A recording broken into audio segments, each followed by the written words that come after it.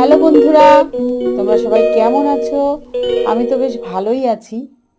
আজকে হাজির হয়েছি তোমাদের মাঝে একটি ব্লগ ভিডিও নিয়ে।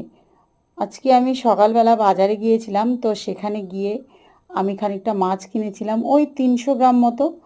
আর সাথে কিনে এনেছি একটি নারকেল। তো বাড়িতে এসে মাছগুলোকে পরিষ্কার করে বেছে নিয়ে ধুয়ে নিয়েছি, নারকেলটাকে ভেঙে কুড়ে নিয়েছি। তারপরে মাছ আর নারকেলটাকে ভালো করে মিহি করে বেটে নিয়েছি, সাথে দিয়েছিলাম কিছু কাঁচা লঙ্কা, কিছু রসুন কুচি, আর কিছুটা কালো জিরে। বেটে নেওয়ার পরে আমি কড়াতে তেল দিলাম।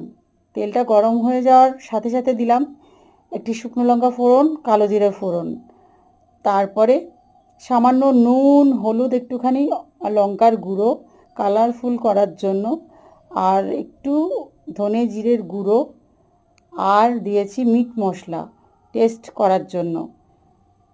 তারপরে এটাকে কি করতে হবে, অনেকক্ষণ ধরে এটাকে নাড়তে হবে কারণ চিংড়ি মাছটা নারকেলটা বাটলে তো অনেকটাই জল বেরোয়। এই জলটাকে আমাদের ভাজতে ভাজতে একদম শুকিয়ে ফেলতে হবে। শুকিয়ে গেলে পরে যখন ঝুরঝুরে হয়ে যাবে, তখন এটা খাওয়ার উপযোগী হবে। এই দেখো, আমার কিন্তু একদমই জল নেই, একবারে ঝুরঝুরে ঝুরি ভাজার মতন হয়ে গেছে। তো এটা তুমি ভাতের সাথেও খেতে পারো।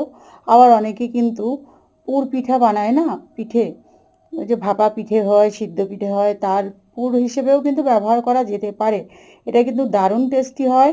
তোমরা বাড়িতে একবার বানিয়ে খেয়ে দেখতে পারো। আশা করি সকলেরই ভালো লাগবে। আমাদের তো ভীষণ ভালো লাগে, আমার তো ভালো লাগে, আমার মেয়েরও ভালো লাগে, আমার পরিবারের সকলেরই ভালো লাগে। তো রেসিপিটি ভালো লাগলে সবাই একবার করে ট্রাই করে দেখো। ভালো থেকো সকলে।